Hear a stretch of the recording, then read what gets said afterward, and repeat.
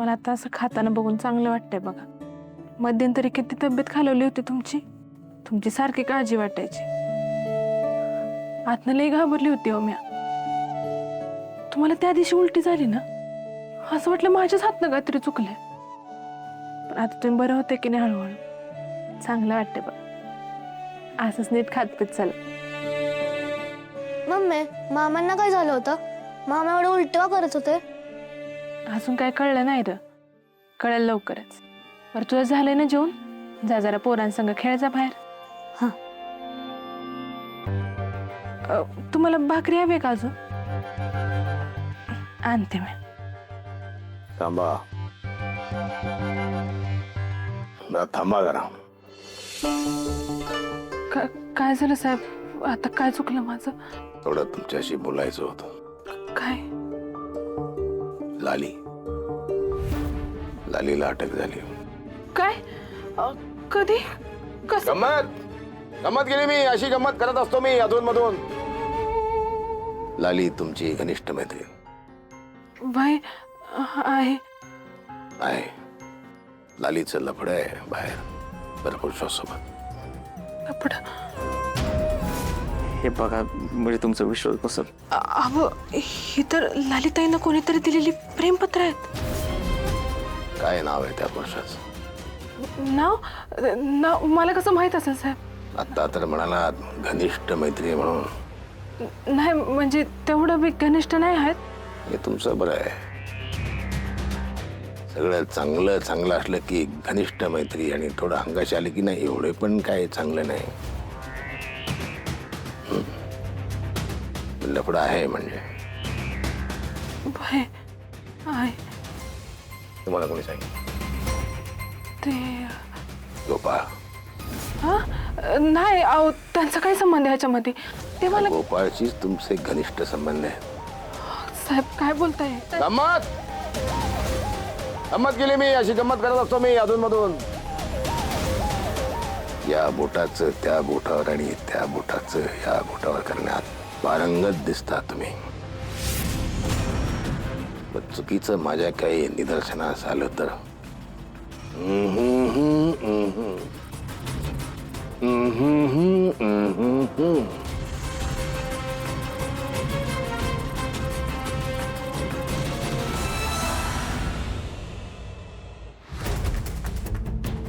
गोपाळ, अरे ऐक बाबा. हे बघ गोपाळ, तुझी जी बी काही दुकानातली कामं आहेत ना, ती जरा दिवसाचीच उरकत जा. आणि थोडे दिवस तरी ना रातचं बाहेर थांबू नगस. आणि जेव्हा मंग्या आलं की दुकानं बंद करतील ना, तेव्हा तू दुकान बंद कर. आणि आपल्या जित्याला बी सांग तुला घरी येऊन सोडायला. हां झालं वय.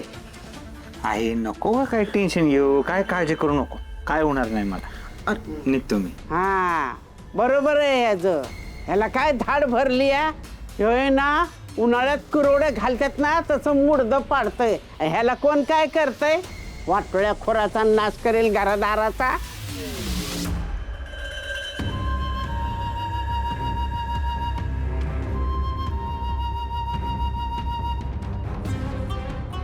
देवी सिंग, हीच योग्य जागा आहे. इथे ना कोणी येतंय ना कोणी जातंय. इथेच तू तुझं कार्य निर्विघ्नपणे पार पाडू शकतो.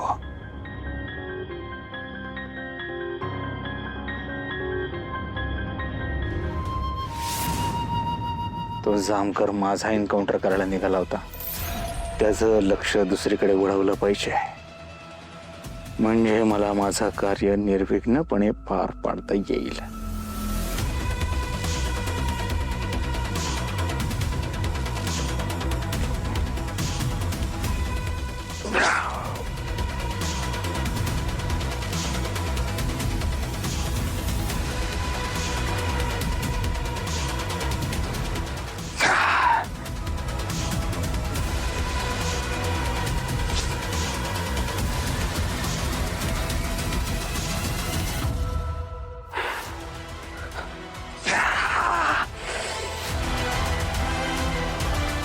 का माझ्यासारख्या साध्या सरळ माणसाला अशा निर्जन ठिकाणी काठून मारतात का?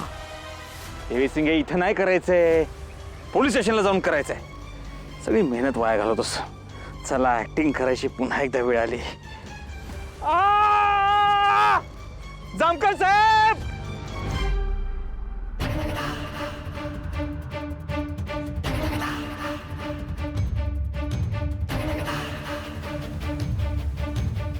सुधाकर,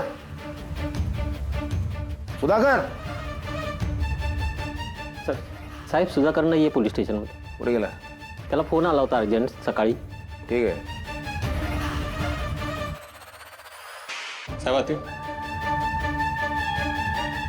सगळे फोन मलाच केलेत, एकही फोन साताऱ्याच्या बाहेरचा नाही. साहेबला अलीच्या चेनचे फॉरेन्सिक रिपोर्ट आलेत. चेनला जे रक्त लागलं होतं ते लालीच आहे.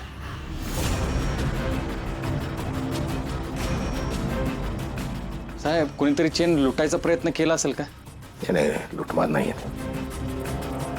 लुटमार असती तर चेन घेऊन गेला असता तो.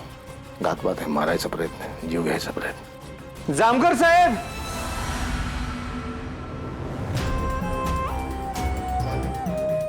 हो जामकर साहेब, साहेब अरे वाचवा मला. बघा काय झालं तुला? हा बस इथं बस. कुठं धड पडलास? अरे धडपडलो नाही दादा, कोणीतरी वार केलाय माझ्यावर, हल्ला केलाय. इथपर्यंत आलीत माझ्या माग. मला वाचव, मरायचं नाही. लय लागले तुला. जा फर्स्ट एड बॉक्स घेऊन ये. थांब.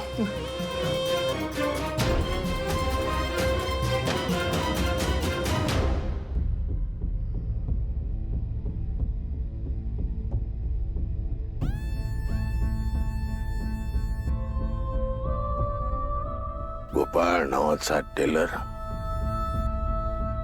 एक नंबरचा लफंगा माणूस आहेस. हे असं वागून तू पोलिसांची दिशाभूल करतोय.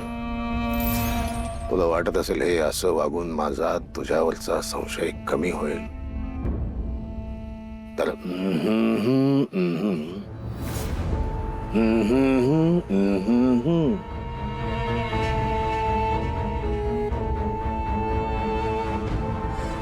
पुढे नाही बाहेर. तू त्यांचा चेहरा बघितला का? ओळखीचे होते का? गावातले होते? नाही काय कळलं नाही मला. ते टू व्हीलरवर आले होते, हेल्मेट घातलं होतं त्यांनी. मी दुकानावर निघालो होतो. मी त्यांना म्हटलं अहो काय करताय तुम्ही? त्यांनी डायरेक्ट वार करायला सुरुवात केली आणि मला धमकी बी दिली. म्हणले जी तुझ्या बायकोची अवस्था केली तीच तुझी बी करेन. जामकर साहेब, मला असं वाटतं की हे जे कोणी आहेत ना माणसं, त्यांनीच लालीला किडनॅप केलं. त्यांना ओळखा साहेब. मला माझी बायको पाहिजे साहेब, बायको पाहिजे मला. ठीक आहे, ठीक आहे. आम्ही सुरू दिलं. हवलदार बघा जरा.